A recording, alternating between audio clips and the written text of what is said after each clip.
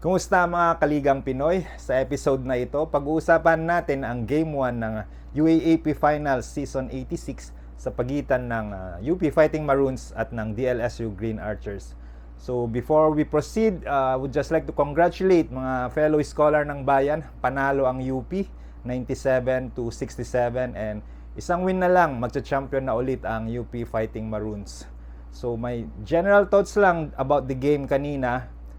I was not expecting na tatambakan ng 30 points ang DLSU Green Archers. Ang Lasal, coming into the finals, I think they were in a 9-game winning streak. Na-sweep nila yung second round ng eliminations. And nung last game nila sa NU, very red hot sila, especially sa 3 points. So I was expecting an evenly matched game. More or less, tulad nung first game nila during the elimination round, I was also expecting na this game 1 will be decided in the final minute. Pero, ganun talaga, tatambakan yung Lasal, sobrang, sabihin natin, sobrang pangit or hindi maganda yung laro kanina ng Lasal. And UP naman, they were clicking like a well-oiled machine. So, yun yung pag-uusapan natin.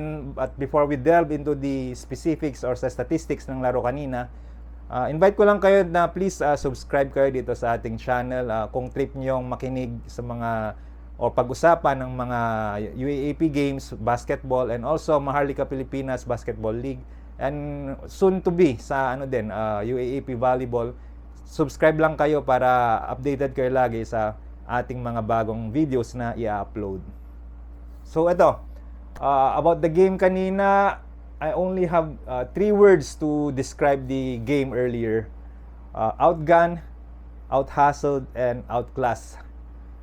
So pinakita ng UP Fighting Maroons when they are healthy na kung gaano sila capable, especially sa offense nila, and kung gaano kalalim yung kanilang bench. Bakit ko nasabing outgun? Well, let's just take a look in the statistics sa offense nung game kanina. Oh, by the way pala, yung lamang ng UP na 30 points, 97-67, correct me if I'm wrong, ito na yung pinaka-lopsided na tambak sa finals during the Final Four era. So, diving into the statistics, makikita natin na yung field goal percentage, UP shot better at 41%, whereas Lasal Green Archers shot at 38.6. So medyo magkalapit naman, pero ang very glaring na discrepancy is yung 3-point shooting. Ang UP, they shot 9 out of 33 sa 3 points or 27.3%. Samantalang ang Lasal, ito, napaka uncharacteristic para sa Lasal Green Archers. They only made 2 out of 23 attempts sa 3-point line or a measly 8.7 3-point field goal percentage. Sobrang baba nito. Didiscuss natin in my previous video na yung Lasal, I think sila yata yung number 1 or number 2 in terms of 3-point shooting. And ang 3 points yung isa sa kanilang main offensive weapon. Pero sa laro na to, sobrang maalat yung 3-point shooting ng Lasal. Kung makikita ninyo, yung tambak ng UP is 30 points. Pero yung difference sa 3-point shooting, UP made 7 more 3 points. So, if you multiply that, 7 times 3 points, 21 points na yung naging lamang ng UP. So, out of the 30 points, 21 points is difference niyan dahil sa 3-point shooting. So, napakalaking bagay yung nawala sa Lasal dahil sa kanilang pangit na 3-point shooting. And you can also see here na yung contested field goal ng UP made 56 points. Kahit na contested yan, they also made 56 points or 24 out of 73 or an equivalent of 32.9%. Ang Lasal naman, yung contested field goal nila, they made 46 points, 22 out of 64 or 34.4%. So meaning to say, kahit na yung UP, kahit na maganda yung depensa ng Lasal kontra sa UP had a better offense. Makikita nyo naman sa laro nila kanina, parang lahat na lang pumapasok para sa UP Fighting Maroons. And free throws, ito sa mga buti na lang yung UP, they made their assignment. they made 20 out of 26 of their free throws, or a percentage of 76.9%. While Lasal naman, mas konti yung free throw attempts ng Lasal. They were only given 17 free throw attempts, and 11 ang na-convert nila sa free throw line, or a percentage of 64.7%. So makikita nyo naman, UP made 20 points out of free throws, whereas Lasal made 11. So ang difference niyan, 9 points. So 9 points, and add to that yung difference mo kanina sa 3 points na 21, doon galing yung lamang ng UP na 30 points. So basically, doon lang talaga natalo doon nang galing yung pagkatambak ng Lasal Yung 3 points nila, 21 point less yung Lasal, and sa free throws 9 points less yung na-convert ng Lasal, which is equivalent to 30 points. Another point naman, out-hustled yung De La Salle Green Archers. Makikita nyo naman sa rebounding, UP Fighting Maroons grab 55 rebounds, and Lasal only had 45 rebounds. So 10-point rebound difference, and napakalaking bagay niyan. Again, ulitin naman natin, if you control the boards, you control the game. So dahil mas madaming nakuha ang rebound ng UP, they had more possession and they had more attempts sa field goal, and nakakuha sila ng mas maraming second chance points. And makikita nyo dito, yung second chance points ng UP is 15, and samantalang ang Lasal is 6 points. So again, 9 points na naman yung difference nila. Offensive rebounding, UP also had 17 offensive rebounds. Lasal lang is 10 points. Dito nawala yung almost magka-same size naman yung dalawang team na to, pero dito makikita mo yung impact ni Malik Diouf. Sa first half pa lang, I think Malik Diouf had 11 rebounds. Sa first half pa lang yon. In total, sa buong game, naka 15 rebounds si Malik Diouf. And out of that 15, if I'm not mistaken, more than 5 yata yung offensive rebound na nakuha ni Malik Diouf.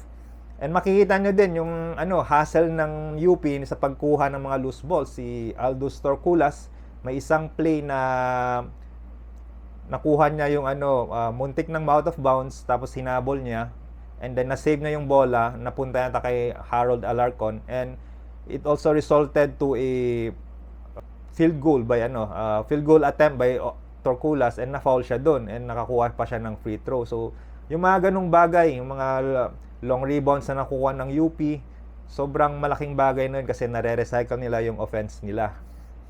And sa turnovers, kitang-kita naman kanina sa umpisa pa lang ng laro, ang dami ng turnovers ng DLSU Green Archers. Napre-pressure sila sa So magaling din kasing mag-pressure yung mga guards ng UP. So nakapag-force sila ng madaming turnovers even during even after a timeout, tapos magi-inbound yung Lasal, nagkaka-turnover pa yung Lasal. So imagine that 18 turnovers yung na-commit ng Lasal, and 7 naman yung na-commit ng UP. And out of the 18 turnovers na force ng UP, nakakuha sila ng 24 turnover points. And compare mo sa 2 turnover points lamang na nakuha ng Lasal. So sobrang anlaki ng discrepancy. So makikita mo, yung UP, yung turnover na steal or nakukuha nila ng turnover, nako-convert nila into points. Whereas ang Lasal, nakakuha nga sila ng mga steals or mga nakapag-force sila ng turnovers, pero at the end of the day, hindi nila nako-convert into points, which is useless lang din or sayang lang din. Outclassed, kitang-kita naman na ang pangit ng laro ng Lasal, and sa UP, sobrang, ito na siguro yung isa sa best performance ng UP, if not the best. And what a time to come. Game 1 ng finals, and isa na lang, magcha-champion na ulit yung UP Fighting Maroons. So, ang mapapansin naman natin dito, yung bench points. Yung bench points ng UP, 41, whereas ang Lasal, they only had 22 points. Yung bench mob ng UP, I will discuss that later, pero top of my mind, yung isa sa mga very nakapag-contribute out of the bench is sina Torculas. Sobrang sipag na bata. Ang laki ng naging improvement ni Torculas from last year as compared to this season. Last year, hindi siya masyadong nabibigyan ng playing time, pero si Torculas this season napagkatiwalaan na siya ni Coach Goldwin, and Torculas delivered. Makitang-kita naman natin yung ano niya kanina, yung isa sa play na natuwa ako is yung putback dunk ni Aldous Torculas. Nag 3 points si JD Cagulangan and Mintes, and dahil sa sobrang sipag ni Aldous, nakuha pa niyang i-dunk yung miss ni JD Cagulangan.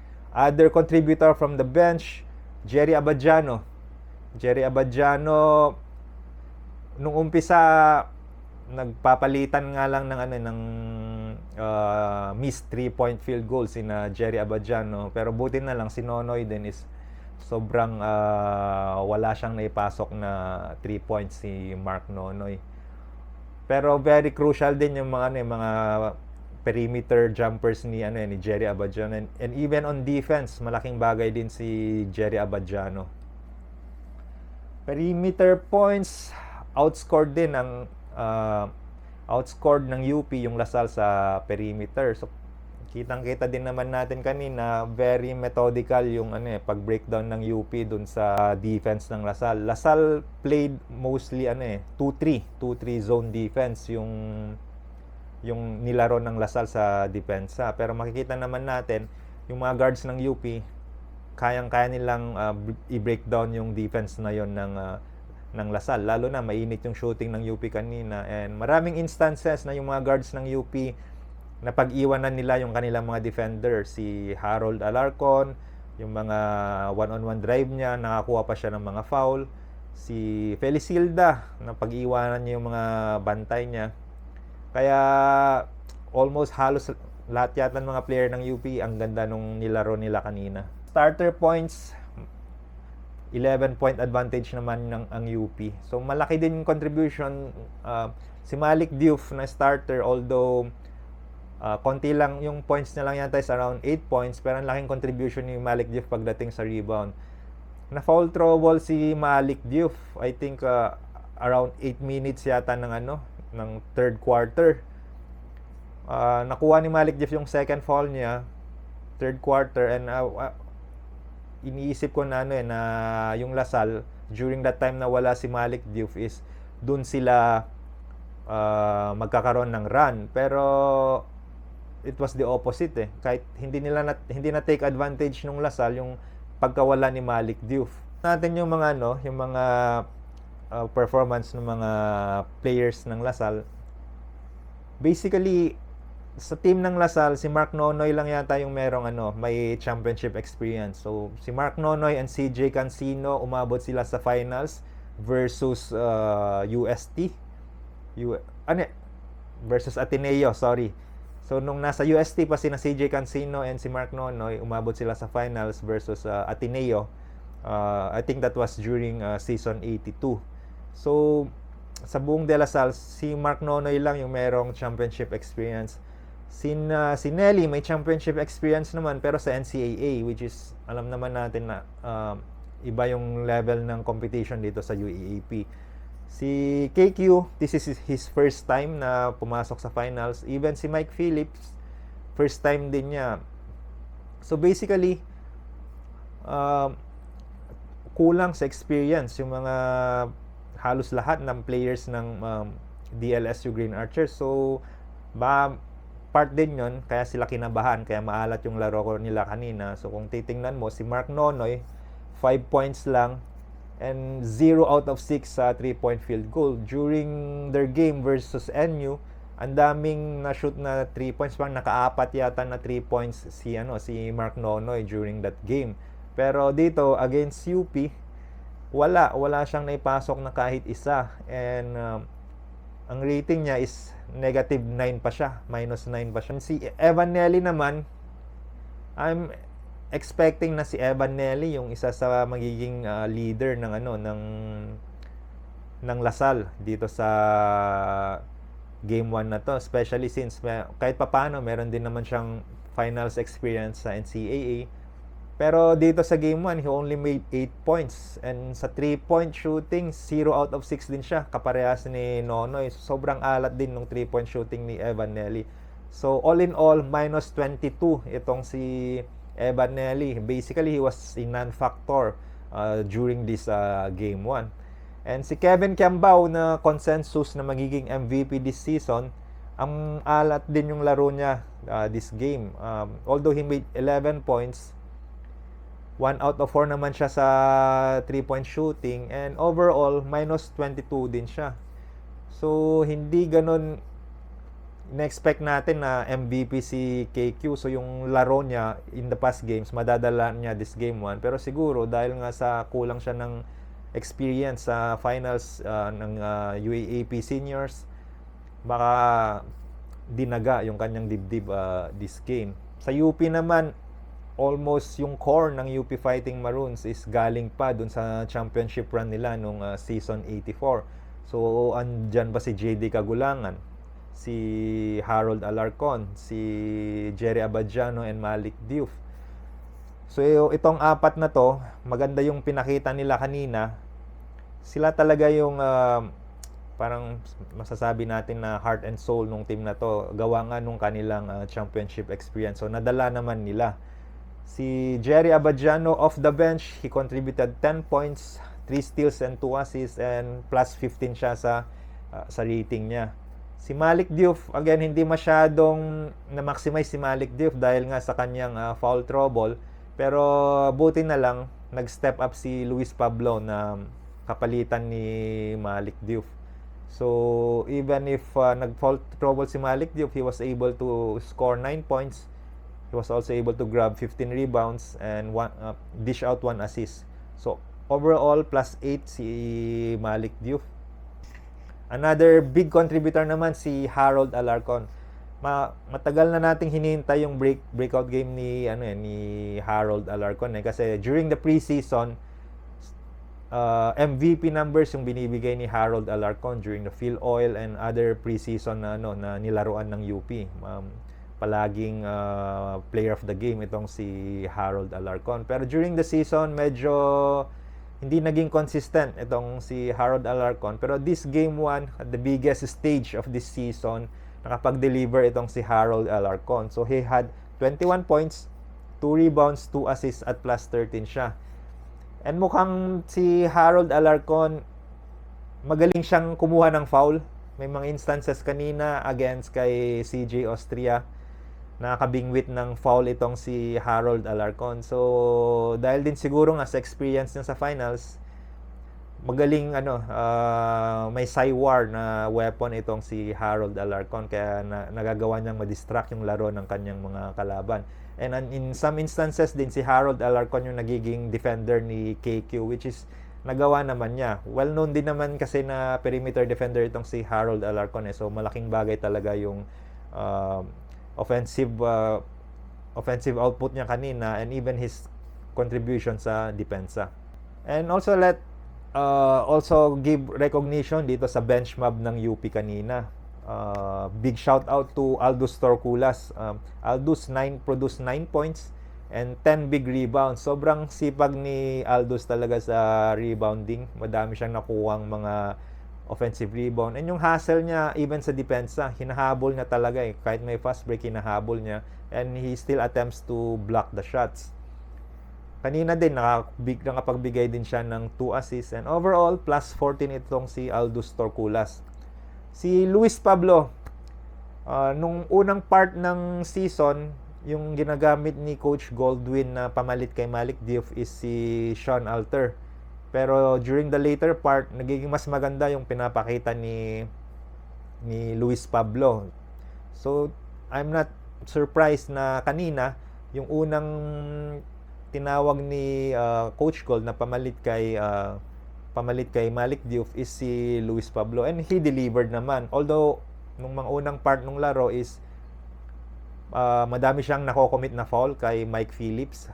Dahil din siguro nga sa first time ni Luis Pablo na maglaro sa finals and against Mike Phillips pa na very athletic, and kahit papano naman ay third year na kasi si Mike Phillips so veteran na rin siya. Pero regardless, dahil kahit na rookie pa tong si Luis Pablo and first time niya sa UAAP finals, pa naman siya, nakapag-deliver siya ng 3 points, 3 rebounds, and 1 steals. And yung presence niya din kanina, kahit na wala si Malik Diouf, nagawa naman niya na ma-anchor yung inside presence ng UP. And of course, si Janjan Felicilda, wala akong masabi kay Janjan Felicilda na hindi maganda sa laro niya kasi siya very composed na guard. Kung siya yung nagdadala ng bola, hindi kakakabahan na ma-turnover. And hindi rin siya ganun ka-careless sa bola So kaya din niyang mag-create ng kanyang tira. And kanina, madami siyang nakre-create na drop-off. Napag-iwanan niya yung defender niya, and kapag sumaksak siya, nakapagbigay siya ng drop-off ng mga assist tulad nung binigay niya kay Mark Belmonte. Madami siyang mga ganong plays na na-initiate. So, malaking bagay din talaga si Janjan Felicilda, and maraming quality minutes yung nabibigay niya para si JD Kagulangan na main point guard is mga pagpahinga. So kanina, merong 4 points si Janjan Felicilda, 2 rebounds, 3 assists, and overall, plus 24 itong si Janjan Felicilda. And lastly, si Captain CJ Cancino. I was expecting nga na si CJ Cancino yung magbubuhat sa opensa ng UP kanina. Pero hindi maganda yung niya. In terms of points, 5 points lang yung na-produce niya, which is way below his average. Pero kahit na mababa yung 5 points ni CJ Cancino, yung presence naman niya, yung leadership niya sa floor is malaking bagay pa rin yon. And still, kahit na mababa yung puntos kanina ni CJ Cancino, he remains an offensive threat for UP. So kapag nasa kanya yung bola, yung attention ng depensa is nasa kanya, kaya naman it enables the other players on the floor para mag-cut or para ma-free up and nakakakuha ng open shot yung UP. Game 2 mga kaligang Pinoy is this coming Sunday, December 3 sa Araneta Coliseum, and if necessary, Game 3 naman is next week Wednesday on December 6. So the UP fans, again, kinakabahan nga sila kasi sa Araneta Coliseum na naman, baka maulit yung nangyari last year na reverse sweep ng Ateneo dahil both Game 2 and Game 3 is nasa Araneta Coliseum. Pero let's see. For sure, babawi ang De La Salle Green Archers. Pangit man yung 3-point shooting nila kanina, law of averages, posibleng on Game 2, doon naman sila uminit. And yung UP naman, doon naman pumangit yung laro nila. Pero makikita natin, madaming pang adjustments na gagawin yung bawat coaches. For sure, La Salle, they will practice on their 3-point shooting. UP naman, sobrang ganda kasi nung laro ng UP kanina So, I think they will stick on their game plan. Kung ano man yung execution nila kanina, they hope to execute the same doon sa coming sa Game 2. But they need to be wary, especially si Kiambao, si Nonoy, and si Nelly, kasi baka nga mag-breakout sila sa Game 2. So, thank you for watching mga kaligang Pinoy. Again, kung di pa kayo nakasubscribe sa ating channel, subscribe lang kayo. And let me also know your thoughts. Comment lang kayo sa ating comment section.